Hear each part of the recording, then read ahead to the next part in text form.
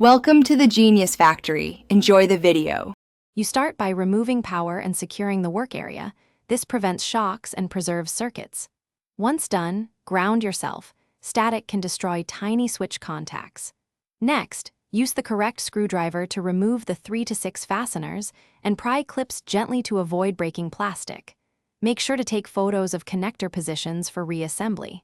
Now you can lift the cover and expose the micro switch assembly. Proceed carefully, because small springs and screws can fall out fast. You'll next attach the terminals, either desolder with a 2030W iron or gently unclip connectors, and label each wire 1, 2, 3 to avoid mistakes. Once removed, loosen any retaining screws and lift the switch from the mounting plate, noting how the actuator sits against the lever. Inspect the contact surfaces, spring tension, and plastic actuator for pitting or deformation. If corrosion or dirt is present, clean with isopropyl alcohol and a lint-free swab.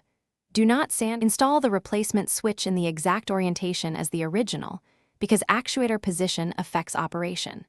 Secure it with screws or solder terminals using quick, clean joints. Then, reattach labeled wires and perform continuity checks while you press the actuator. Make sure normally open closes and normally closed opens as expected.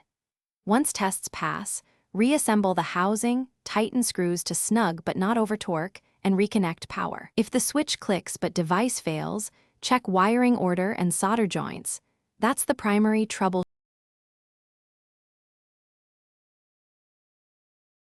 Thanks for watching. If you found this helpful, don't forget to like and subscribe.